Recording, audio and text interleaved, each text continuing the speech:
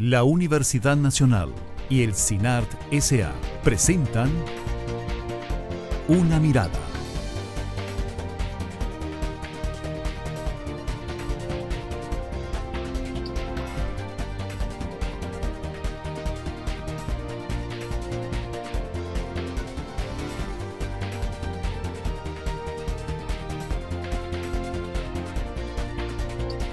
Una Mirada. Hoy,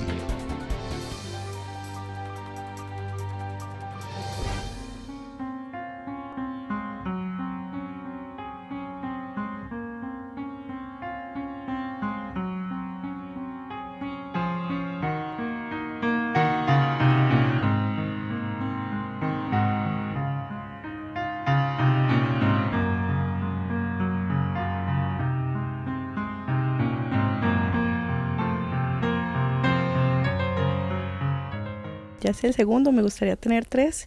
Me gustan las familias grandes, las experiencias que viven entre humanos que son únicas y porque pues, la vida es lo más lindo, ser mamá. Tengo 17 y pienso tener solo un bebé porque es lo primero en la vida que quiero, no quiero más. Hubo mujeres que, según el decreto, después de tener, una vez cumplidos los 18 años, podían operarse, teniendo o no teniendo hijos. No solo uno, porque no sé, siempre he querido solo un bebé. Es difícil tener más de 2 niños, pero sí se puede, con un esfuercito. Solo los 2 que tengo y nada más. ¿Por qué? Porque ahora no se puede tener más de 2 hijos ni nada por el estilo. Solo y ya no quiero tener más porque cuestan mucho. En los últimos años, 5 años, el país ha venido sufriendo una desaceleración de la cantidad de hijos que las personas tienen durante su vida fértil. Entonces estamos por debajo de la tasa de reemplazo actualmente.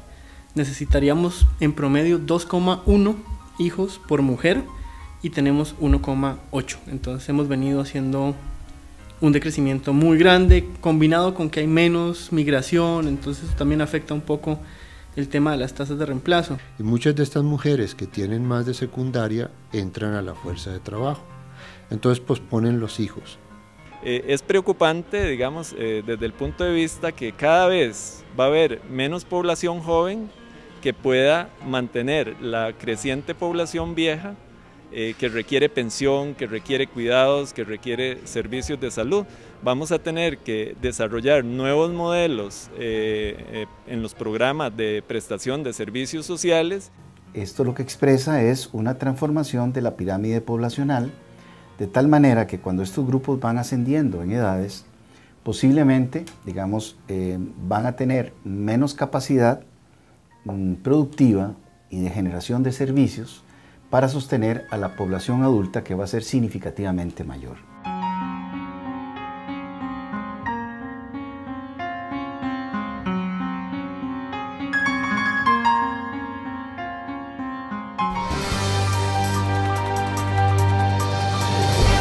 Hola, ¿qué tal? Bienvenidos a una edición más de Una Mirada, el programa de la Universidad Nacional y el CINART S.A. Mi nombre es Maribel Quiroz, soy la directora de comunicación de la Universidad Nacional y le acompañaré en la siguiente hora a darle una mirada al tema de la natalidad en Costa Rica. ¿Por qué? Porque ha venido descendiendo el número de hijos que tienen las mujeres y los hombres en promedio en Costa Rica. Sin embargo, es un tema del que poco se conversa y es para unos considerados una oportunidad para el país, pero para otros es considerado una amenaza, dado que al mismo tiempo pues la población costarricense envejece. Entonces por eso vamos a hablar hoy del tema para que usted pueda tomar su propia decisión al respecto.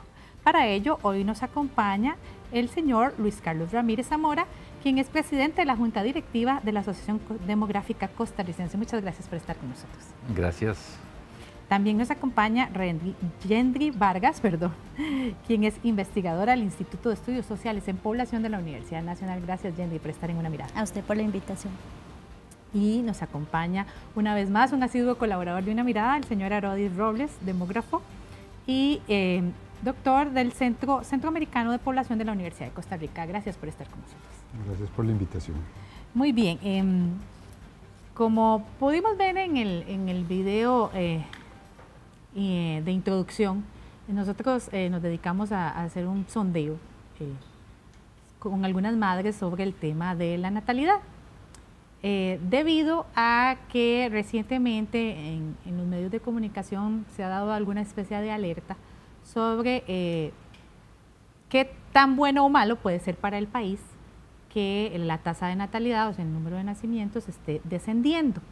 Me gustaría que ustedes me ayuden tal vez inicialmente a explicarle a la gente que nos acompaña cuál es el panorama actual del país. O sea, qué tanta gente están haciendo correspondiendo con la gente que está envejeciendo y más o menos cómo nos ubicamos como país en esa materia. Tal vez, don Luis, usted que trabaja en la Asociación Demográfica Costarricense, ¿quién mejor que para hacernos ese panorama general de cómo está el país en materia de números en este momento? Sí, muchas gracias, Maribel, por la invitación. Me gusta mucho venir a hablar del tema de la población, porque es un tema central. ¿Habrá algún tema más importante en la sociedad que el tema de la población? Creo que no. Y este tema por décadas fue eludido, no fue comentado, de manera que estoy muy contento de participar esta noche acá. Voy a hacer un resumen, ubiquémonos.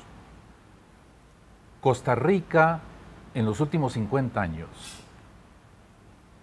tuvo un crecimiento poblacional del 450%, uno de los más altos del mundo, ¿verdad? En ese mismo periodo, Europa Occidental tuvo un crecimiento del 30%.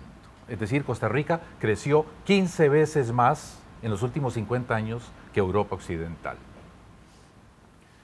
Y llegamos entonces, más o menos, dicen los expertos, a 4.6, 4.7, yo creo que cerca de 5 millones de habitantes, ¿verdad?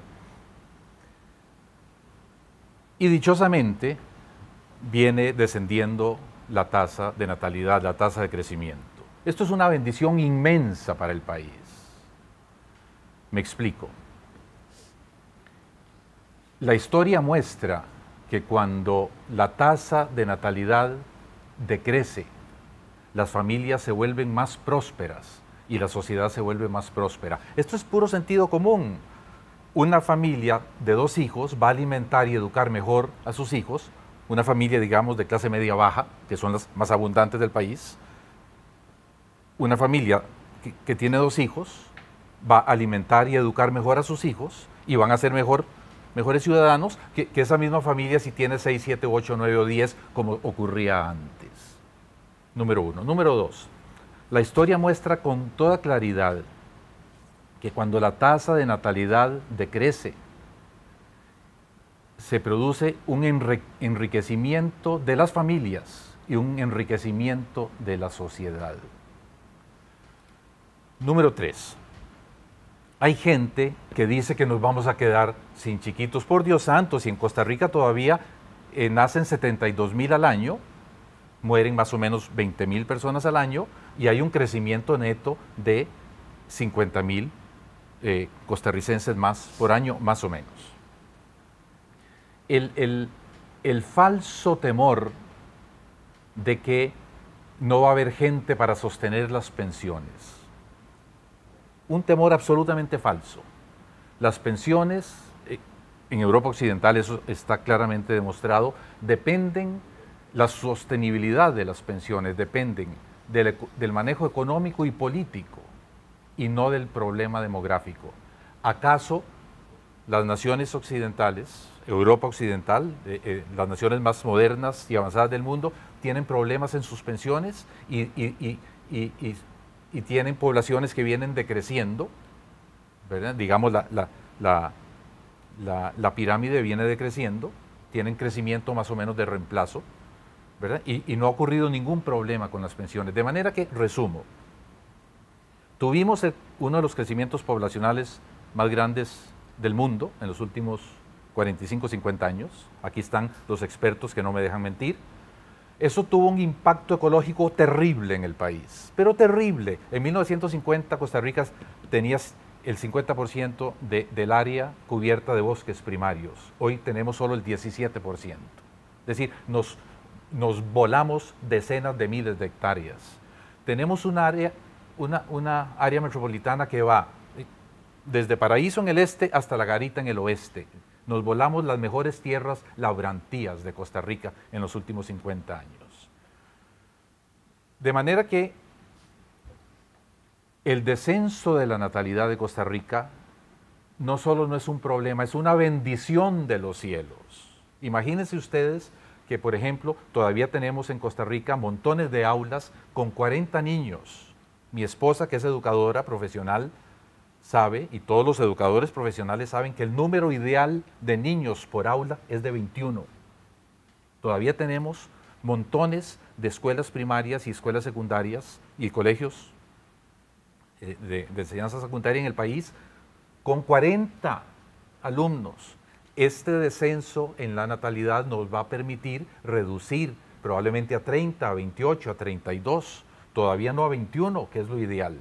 De manera que, resumo, es una bendición de los cielos para el país el descenso en la tasa de natalidad. Pero lo más importante es esto. Cada mujer debe tener el número de hijos que desea, ¿verdad?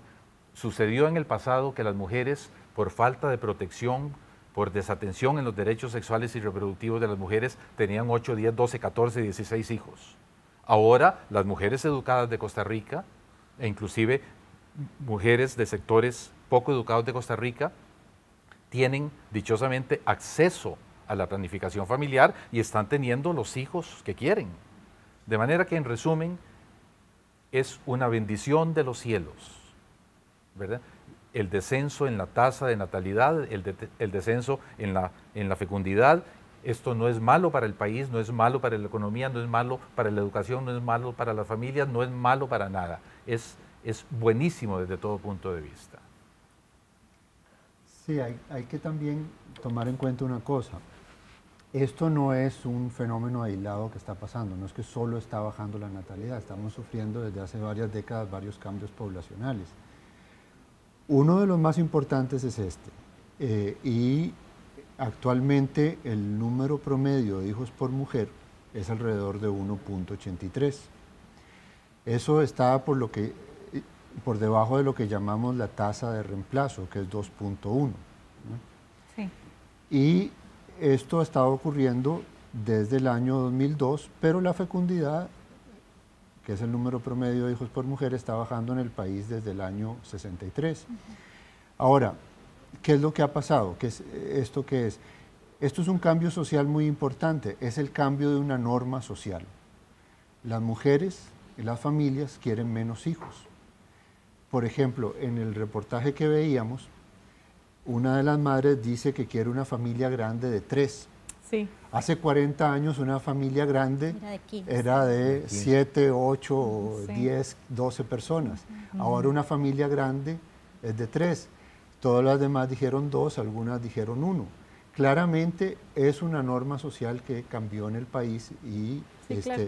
Se trata además de un cambio irreversible. Sí, en el sistema de seguridad social también. Antes una mujer multípara era la que tenía más de 5, ahora con el tercer hijo ya sos multípara. O sea, cómo va cambiando la concepción sobre qué entendemos por una familia grande. Exacto. Por ejemplo, el último censo dio todavía una reducción mayor del número promedio de personas por familia. Y esto está asociado a otros cambios. ¿Qué es lo que pasa? Cuando disminuye la fecundidad, empiezan a disminuir también los nacimientos, han estado disminuyendo, y además va cambiando lo que llamamos la estructura por edad. O sea, cuál es la relación de los distintos grupos de edad en la población. Al disminuir la fecundidad, tenemos una relación favorable, que es la que hemos tenido durante los últimos 20, 30 años, en que está creciendo muy rápidamente la población en edad de trabajar. Y eso genera riqueza para el país porque tenemos más población en edad de trabajar que población en edades dependientes. Por otro lado, la preocupación de las pensiones. Eso yo creo que Por supuesto, las pensiones dependen del manejo que se haga de los sistemas de pensiones y el manejo económico y político de los sistemas de pensiones. Pero además eso supone la creencia de que hay una gran cantidad de transferencias desde los hijos hacia los padres y de que quienes mantienen a los adultos mayores son exclusivamente los hijos. Hay una parte de eso que es importante, hay una parte de apoyo familiar que es importante, pero quienes mantienen a los adultos mayores son las pensiones para las cuales ellos han cotizado en años anteriores. Y no hay transferencias hacia los adultos mayores, más bien hay transferencias de los adultos mayores hacia los hijos. Entonces, exacto. Por eso esa relación cambia, pero en realidad no hay una base para decir que eso vaya a ser catastrófico. Lo que sí es que hay que poner atención a qué es lo que está pasando en la estructura por edad. Ahora, Yendri, usted me comentaba antes de iniciar el programa que estos son cambios que se dan en las pirámides poblacionales. ¿Por qué se dan esos cambios? ¿Son típicos de la humanidad o son situaciones que se van dando según, no sé, el desarrollo que va teniendo los diferentes países, las poblaciones?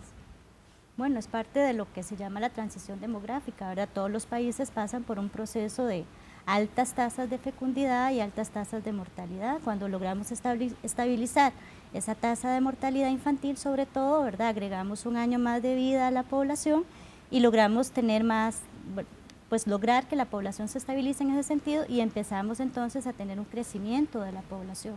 Y posteriormente vamos a ir logrando un descenso también de la fecundidad.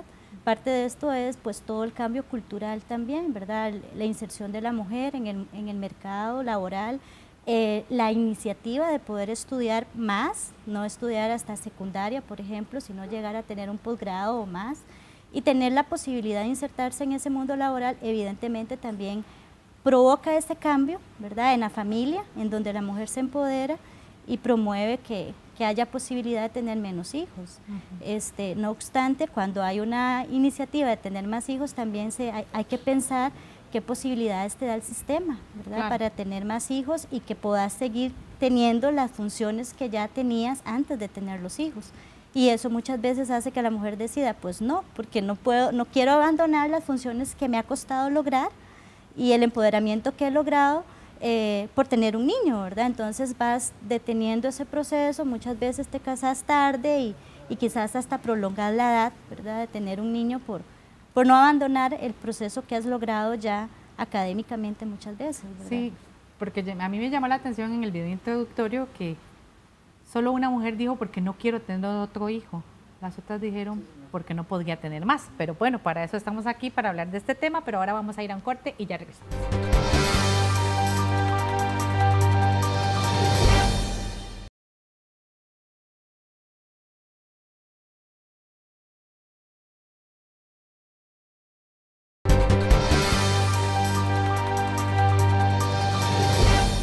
Continúa usted con Una Mirada, el programa de la Universidad Nacional y el CINART S.A., hoy con el tema de la natalidad en Costa Rica, porque a lo largo de las décadas recientes hemos experimentado una baja en la tasa de natalidad, el número de hijos que tienen las personas, y para algunas personas esto es una gran oportunidad para el país y para otros es considerado como una amenaza.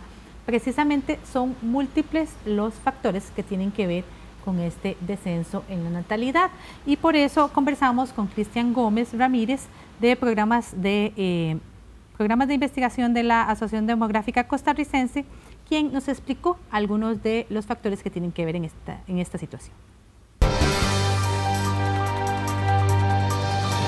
Uno es que las personas definitivamente están racionalizando muy bien la cantidad de hijos que quieren tener.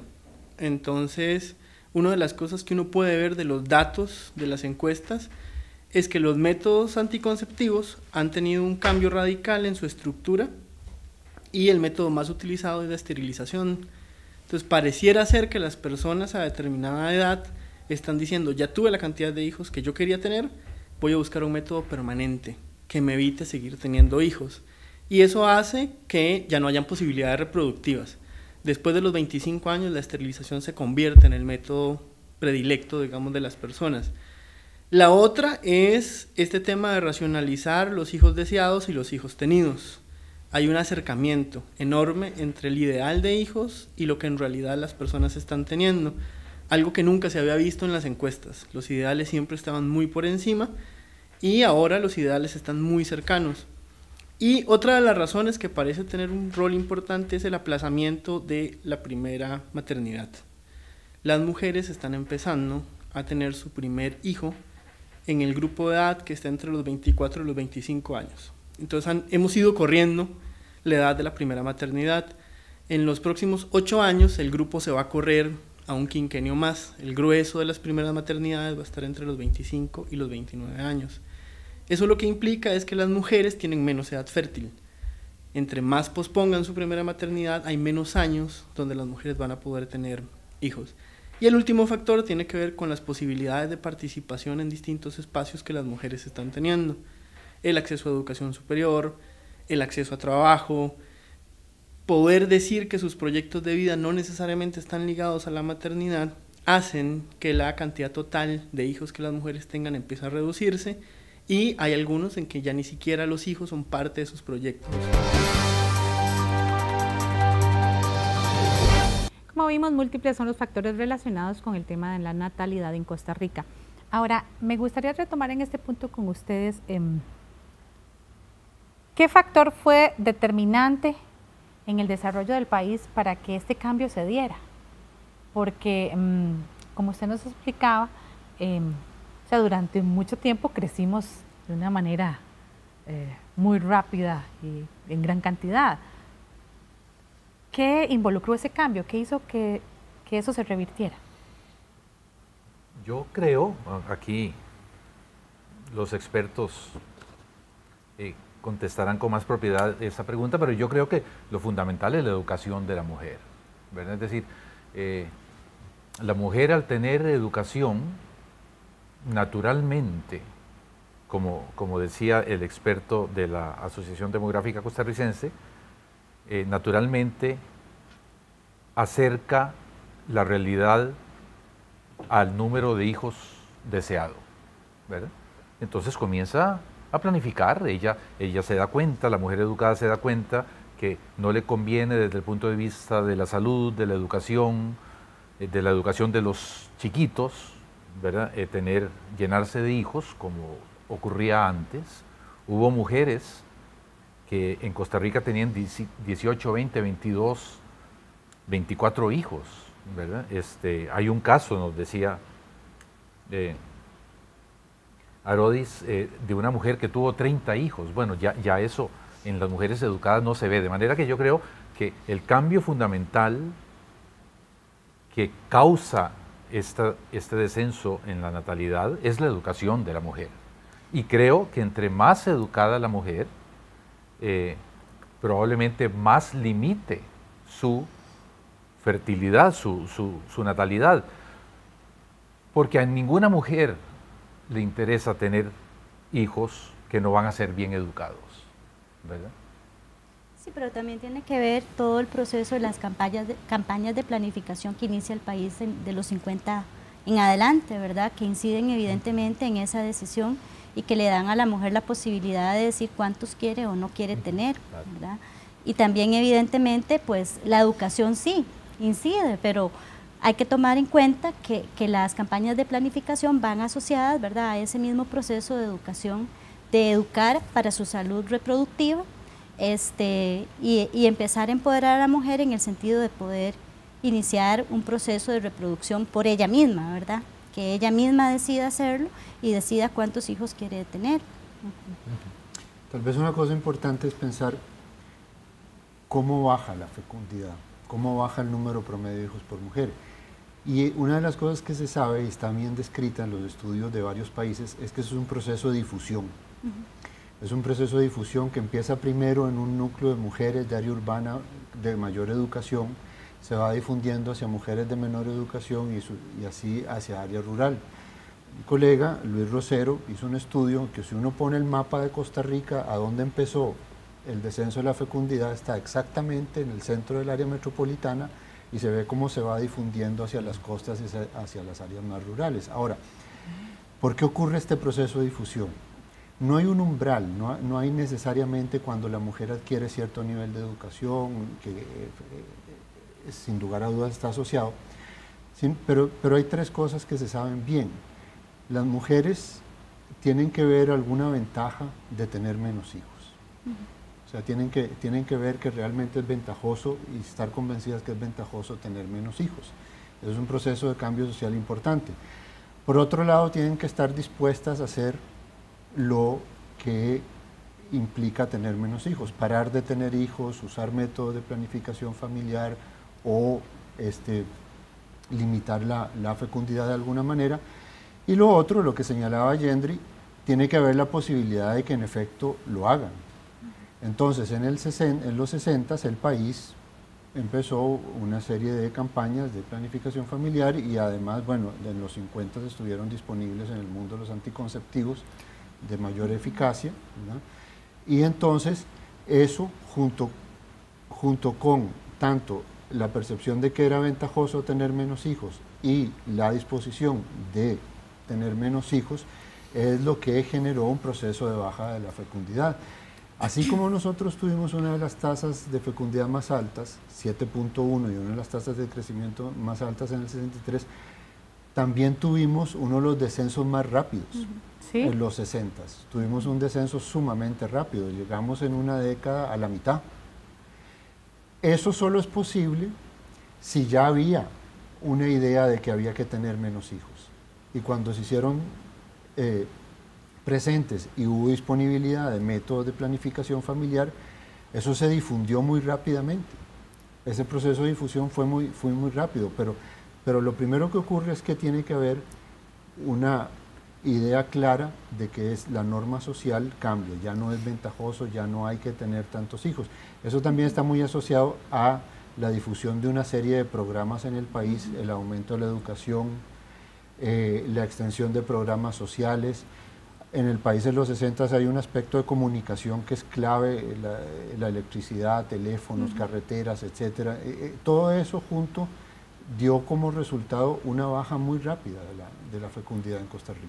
Pero también tiene que ver una política externa, ¿verdad? Porque se empieza a decir que el desarrollo viene de ese control de la natalidad, ¿verdad? Entre menos hijos tenga un país, es un indicador de desarrollo, al igual que controlar la mortalidad infantil, ¿verdad? Entonces, también hay un discurso de las políticas internacionales de la importancia de controlar la natalidad porque es un indicador de desarrollo. Entonces, también hay un contexto externo a las mismas políticas que se están dando internamente en el país. Hay una anécdota muy linda que se las voy a contar así rápidamente sobre esto que estamos hablando. En 1960, cuando comienza la píldora anticonceptiva a usarse masivamente, y la Asociación Demográfica Costarricense como institución pionera en Costa Rica de la planificación familiar, comienza sus programas. Ocurre que en 1966 es elegido don José Joaquín Trejos Fernández. Don José Joaquín Trejos Fernández, un notable liberal costarricense, comienza a favorecer la planificación familiar, que todavía era muy rudimentaria, ¿verdad? Todavía teníamos tasas de fecundidad en los 60 muy altas. Y el arzobispo de Costa Rica en ese tiempo, don Carlos Manuel era, Rodríguez, se me olvidó el segundo nombre, don Carlos Humberto Rodríguez era primo de don José Joaquín Trejos. Y entonces la Iglesia Católica, siempre opuesta a la planificación familiar, casi siempre opuesta a los derechos de las mujeres, los llama por teléfono. Esta anécdota me la cuenta a mí don José Joaquín Trejos. Lo llama y le dice: Humberto, es una barbaridad lo que estás haciendo promoviendo la planificación familiar en todo el país a través de la Caja Costarricense del Seguro Social. Y don José Joaquín Trejos le contesta algo muy bello que los costarricenses deben saber. Carlos Humberto, vos en el Palacio Arzobispal y yo en la Casa Presidencial. ¿verdad? Oigan qué frase más bella, ¿verdad? Sí. Separación entre iglesia y Estado. Vos, Carlos Humberto, en el Palacio Arzobispal, yo en la Casa Presidencial, y don José Joaquín Trejos sostuvo y inicia y sostiene los primeros planes generales de planificación familiar en Costa Rica. De manera que es una anécdota muy bella, y de allí en adelante, ininterrumpidamente, con la excepción del gobierno de don Rodrigo Carazo, ¿verdad? En el que la Iglesia Católica vuelve a tener un impacto importante frenando las políticas de planificación familiar. De allí en adelante el país va avanzando, ofreciéndole a la mujer la posibilidad de tener los hijos que desea, no los hijos que vengan. Ahora, Una Mirada también consultó a varios expertos y expertas, y algunos de ellos pues sí manifestaron su preocupación sobre el impacto que esto puede tener sobre el tema económico y sobre todo sobre la fuerza laboral costarricense. Vamos a verlos para luego hablar al respecto. Cuando las sociedades reducen significativamente la base poblacional, está hipotecando en alguna medida el futuro si no se toman las medidas correspondientes, porque la población económicamente activa mayoritariamente, al ir avanzando en el número de años, llega el momento en que va a depender de las nuevas generaciones. Si las nuevas generaciones son muy reducidas, entonces eso puede generar problemas en la sostenibilidad del desarrollo económico y en la sostenibilidad de la gente. Acceso a programas que le den seguridad económica. Tenemos una gran población que no cotizó para un régimen de pensiones, que no está trabajando, y ya después de los 40 años hoy cuesta encontrar trabajo. Entonces hay que comenzar desde ahora para que no nos pase como muchos países, que la población ha envejecido y no tienen los medios o no han diseñado los cambios a nivel social para que esta población se mantenga activa, recibiendo beneficios sociales y especialmente que no vayan a saturar sistemas de salud por un envejecimiento prematuro y de mala calidad. Muy probable que haya un cambio en la cantidad total de cuotas, en la cantidad total de años que las personas debemos laborar. Ya posiblemente no nos pensionemos a los 65, sino que nos estemos pensionando como a los 78. Ya está bajando en Costa Rica desde la década de los 60. Pero todavía hay que hacer varios ajustes. Hay algunos en que el país se ha retrasado demasiado. Por ejemplo, una de las cosas que pasan cuando baja la fecundidad es que la fuerza de trabajo se hace más vieja. Los jóvenes que entran en la fuerza de trabajo son cada vez menos, y por lo tanto la posibilidad de renovar la calidad de la fuerza de trabajo son menos. Eso quiere decir que en términos de formación de los jóvenes deberíamos haber hecho en décadas pasadas una inversión mucho mayor.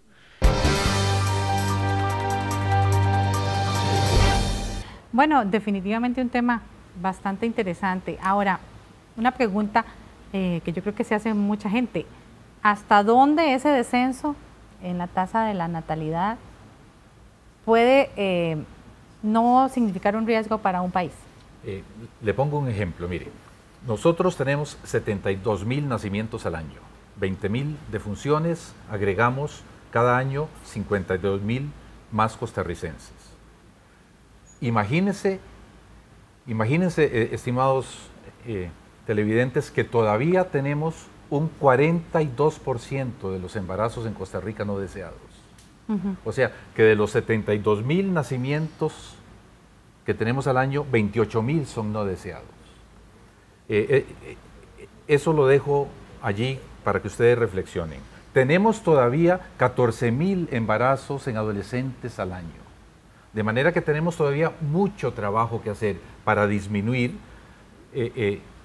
la tasa de natalidad, que ciertamente se ha disminuido, pero que necesita ser más disminuida. No es cierto, como lo dije al principio, no es cierto que cuando los países disminuyen su tasa de natalidad, eso implica un riesgo económico. Alemania no ha tenido ningún riesgo económico e inició su descenso en la tasa de natalidad hace 40 años. Ni Bélgica, ni Holanda, ni Finlandia, ni Noruega, ni Suecia, ni Dinamarca, ni Inglaterra, ni Italia, ni España.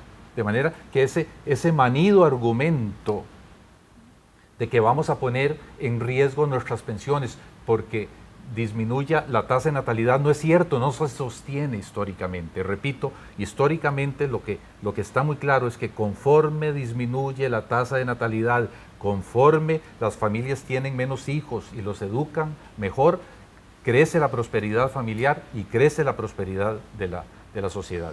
De manera que yo creo, hay un elemento central aquí también en los jóvenes. Miren, los jóvenes educados perciben que el mundo está sobrepoblado. 7.000 millones de habitantes, 4.600.000 costarricenses, San José con 1.8, 2 millones de habitantes. ¿Ah? Más o menos. Bueno, es una locura. Es decir, ellos lo perciben. Aparte de cifras y de tasa de fecundidad y de tasa de natalidad y todo, los jóvenes educados de Costa Rica perciben que el mundo está sobrepoblado, que Costa Rica está sobrepoblada, ¿verdad? Y ellos naturalmente están difiriendo el tener hijos, e inclusive muchos, me parece a mí, de manera absolutamente razonable y responsable, se están cuestionando sobre el tener o no hijos. De manera que a todas luces, desde todo punto de vista que se le vea, desde el punto de vista ecológico, desde el punto de vista de la prosperidad familiar, desde el punto de vista de la dignidad de la mujer, lo ideal es que la mujer tenga solo los hijos que desea. Sí, la otra cosa es que esto es un cambio irreversible. ¿Un cambio qué? Irreversible. Qué bueno. Y puede que la tasa de fecundidad aumente un poco, pero no vuelve a los niveles anteriores y es claramente irreversible.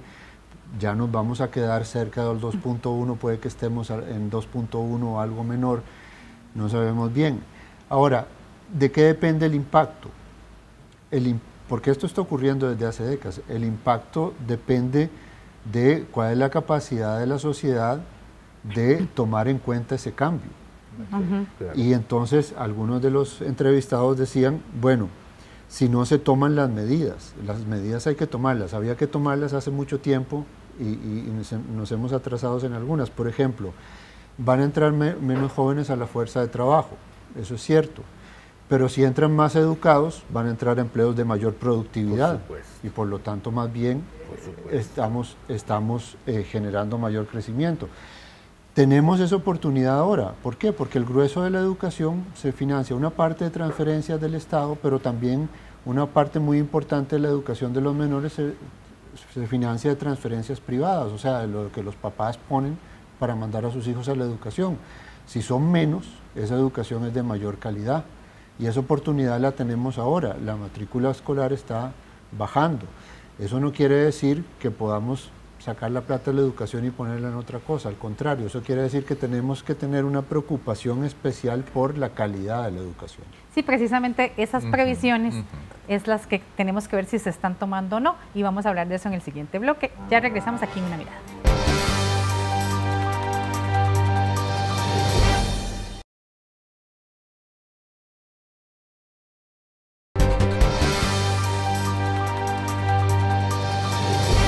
Mirada, el programa de la Universidad Nacional y el CINAR S.A. hoy con el tema de natalidad en Costa Rica. ¿Es una oportunidad o una amenaza?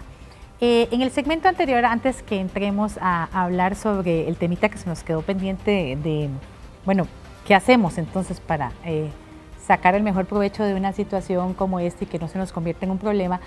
Hay un temita que se me quedó dado el tiempo. Siempre el tema de la natalidad lo vemos asociado a las mujeres. Y particularmente hemos hablado de cómo las mujeres han tomado conciencia sobre cómo ejercer tener una salud sexual y reproductiva mejor y por ende esto se traduce pues en una mejor planificación familiar. Sin embargo, este comportamiento o este cambio de actitud ha sido igual en los hombres costarricenses o ha sido un asunto en el que más bien ha pesado la ley de paternidad responsable, por ejemplo. Las dos cosas. Cuando miramos las encuestas y le preguntamos a los hombres, sobre todo los más jóvenes, cuántos hijos quieren tener coinciden mucho con los hijos que quieren tener las mujeres también. Y también ha estado disminuyendo. Lo que pasa es que no siempre hemos tenido la costumbre de preguntarle eso a los hombres. Generalmente cuando estudiamos este tema estudiamos casi exclusivamente a las mujeres. Una reciente encuesta lo que muestra es que sí, también entre los hombres está disminuyendo el número deseado de hijos, ¿no? Ahora, la ley de paternidad responsable claramente tuvo un efecto sobre la tasa de fecundidad, o sea, el número promedio de hijos que tienen las mujeres, ¿verdad? ¿Por qué? Porque obligó a tomar el nacimiento de un nuevo hijo desde una perspectiva diferente, ¿no? Entonces, yo creo que las dos cosas ocurrieron. También pienso que, bueno, yo hice hoy un ejercicio con la población de estudiantes que tengo en la U y habían varones, menos que las mujeres en ese curso, pero muchos de ellos dijeron, yo quiero tener hijos hasta los 30 años de edad, no los quiero tener ahorita, ¿verdad? Y si puedo, después de los 30, pero quiero tener una estabilidad económica que me permita tener la cantidad de niños que quiera, ¿verdad? Pero también hay un asunto asociado a este mismo aspecto de educación de por qué la mujer es la que tiene que asumir el proceso de controlar su natalidad, ¿verdad? Y el cuidado posterior. Y el cuidado posterior que requiere el niño que nace. Y es el asunto de que también el hombre tiene que ser educado en ese proceso de planificar a la familia. Que el hombre sea el que asuma, porque la mujer tiene que pasar de tener el niño a después pasar un proceso de operarse y de cuidar su organismo, cuando el hombre también puede participar y de hecho su proceso es menos, digamos, que violento que el de la mujer.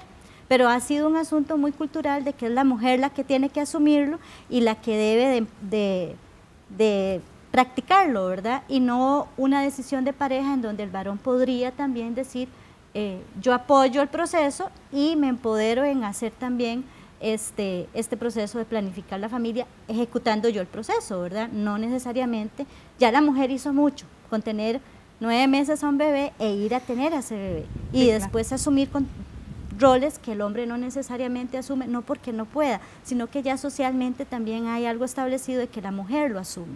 Sí, sí, ese es uno de los tantos pendientes que tenemos en este tema de natalidad. Precisamente consultamos con Isabel Román del Estado de la Nación, del Consejo Nacional de Rectores, y ella nos hizo una reflexión sobre cómo ve ella el tema del descenso en la natalidad, como una oportunidad o como una amenaza. Lo podemos ver como una amenaza o como una oportunidad. ¿Cómo lo vemos nosotros? Lo vemos como una oportunidad. ¿Por qué como una oportunidad? Bueno, porque significa que vamos a tener por un espacio de tiempo una tendencia a que se reduzcan nuestros niños en la educación primaria, pero eso nos va a permitir poder reorganizar nuestro sistema educativo para brindarle a los niños que están ingresando a la escuela una educación de mejor calidad, con grupos de menor tamaño, con grupos donde podamos darle una mejor atención. Los jóvenes en esta coyuntura demográfica que tenemos enfrentan un gran desafío. Ellos tienen que prepararse muy bien y tienen que encontrar empleos de calidad. Y la sociedad tiene que prepararlos muy bien y tiene que ofrecerles empleos de calidad. ¿Por qué? Porque estos jóvenes van a llevar sobre sus hombros el peso cada vez mayor de una sociedad que se envejece. O sea, cada vez van a tener como responsabilidad más personas dependientes. Y esas personas dependientes van a vivir largos años, porque también tenemos que darle a las mujeres y a las familias condiciones de cuidado para los niños. Y esto significa pues ofrecerle centros de atención a los niños que sean centros de atención de calidad. ¿Qué significa eso? Centros donde podamos darle a esos niños una atención en salud de calidad, una atención de educación de calidad. Varios son los retos que como país tenemos en este tema. ¿Cuáles considerarían ustedes que son esos aspectos en los que como país deberíamos ya estar trabajando para que algo que, como usted dice, es positivo para el desarrollo de una nación no se nos revierta y se convierta en un problema? Gendry, aquí a mi izquierda, tocaba un punto que a mí me parece muy importante. El peso de todo este asunto de la reducción de la natalidad ha recaído en la mujer y es cierto, y como si además no recayera sobre ella el peso del embarazo, de la lactancia materna y de la crianza. Yo creo que un punto muy concreto en el que debemos trabajar y debemos exigirle a nuestras autoridades en salud es que hagan posible que los varones costarricenses que quieran hacerse la vasectomía se la hagan. Yendrit también tiene razón. Y que se eduque en consecuencia también. Hacerse la vasectomía es muchísimo más sencillo para el hombre que hacerse la salpingectomía para la mujer. Yo quiero terminar con una pequeña reflexión. En la Asociación Demográfica Costarricense trabajamos para mejorar los derechos sexuales y reproductivos de las mujeres. Se ha avanzado mucho, todavía tenemos 14.000 embarazos en adolescentes al año y todavía tenemos 28.000 embarazos no deseados al año. A pesar de todo eso, yo soy muy optimista, me alegro que se haya hecho este programa para que la población reflexione cada día más sobre el tema tan importante de la población y de los derechos de las mujeres. ¿Cuál es el ideal? El ideal es que la mujer decida por sí misma, sin interferencia del Estado, sin interferencia de la religión, e inclusive, por supuesto, en compañía, pero sin la interferencia dominante de su compañero. Sí, sin imposiciones. Sin imposiciones, el número de hijos que desea tener, porque ella es al final de cuentas la que apechuga más con el resultado de un embarazo. El hombre muchas veces jala, ¿verdad? Pero es la responsabilidad y el amor infinito de la madre de la mujer la que trata de sacarlo adelante en medio de mil adversidades. En última instancia se trata entonces de luchar por la dignidad de la mujer para que sea la mujer ella misma, ¿verdad? En el confín bendito de su alma, la que decida cuántos hijos quiere tener y no tener los que por accidente vengan.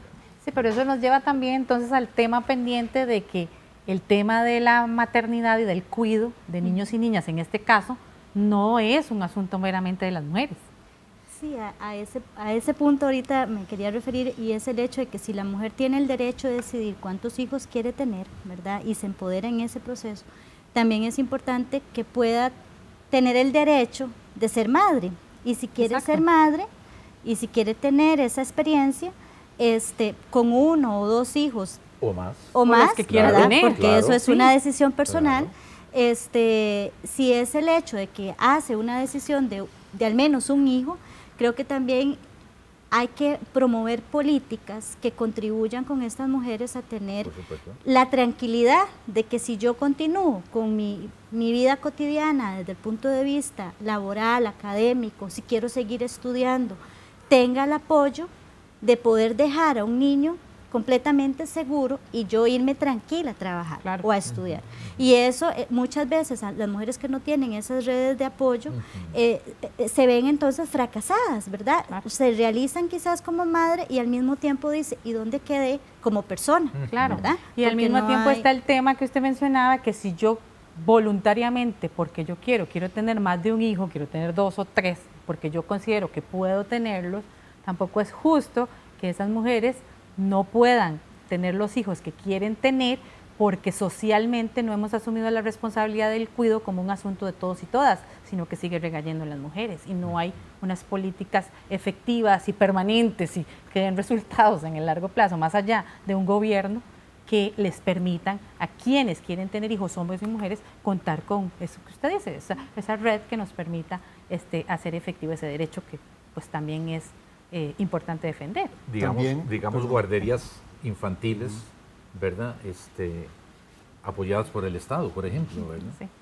También hay una cosa importante, y es que cuando baja la fecundidad a los niveles en que nosotros estamos, quiere decir que claramente la gente o quiere tener 1 o quiere tener 2, pero quiere tener un número finito de hijos.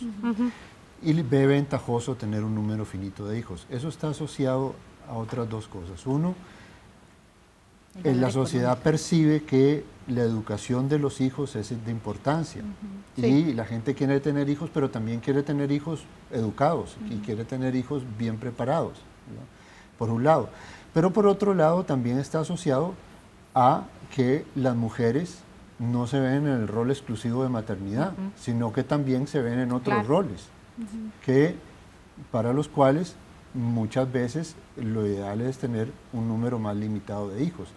Entonces es algo que está intrínsecamente ligado al descenso de la fecundidad, ¿no? Ahora, muchas veces la sociedad o el Estado o en general no es capaz de responder a esto, ya sea porque no mejora la calidad de la educación o porque no mejora las posibilidades de cuidado o porque no mejora las posibilidades de incorporación de la mujer a la fuerza de trabajo. Entonces, por ese lado, algunas mujeres que tienen hijos, ¿verdad? No tienen las posibilidades de seguir con otras metas, con otros... Perdón, pero ahí también hay una limitante por el simple hecho de ser mujer. O sea, porque sos mujer, puedes tener la posibilidad de tener un bebé, y entonces muchas veces el mismo sistema laboral medita si contratamos o no a una mujer, porque sabemos que tiene probabilidad de, ¿verdad? Y entonces en ese sentido muchas veces la mujer medita si quiere o no tener un niño, porque prefiere muchas veces realizarse personalmente en otras áreas antes que ser mamá. Sí, definitivamente es un tema que como sociedad y como país tenemos pendiente, ¿verdad? Tanto que el tema de la tenencia de los hijos sea un tema compartido por igual entre hombres y mujeres, como que como país también nos hagamos responsables tanto del cuidado adecuado de nuestros niños y niñas, futuros ciudadanos del país, como de las personas adultas mayores, pero ese es otro tema que en algún momento desarrollaremos aquí. Muchas gracias a ustedes por estar con nosotros en Una Mirada y a ustedes por estar con nosotros una vez más. Los esperamos la próxima semana con otro interesante tema aquí en Una Mirada, y les recordamos que puede buscar más información en www.una.c.cr/multimedia o en nuestros perfiles de Facebook y Twitter, también bajo el perfil Una Multimedia. Muchas gracias por estar con nosotros, nos vemos la próxima semana con más. Hasta pronto.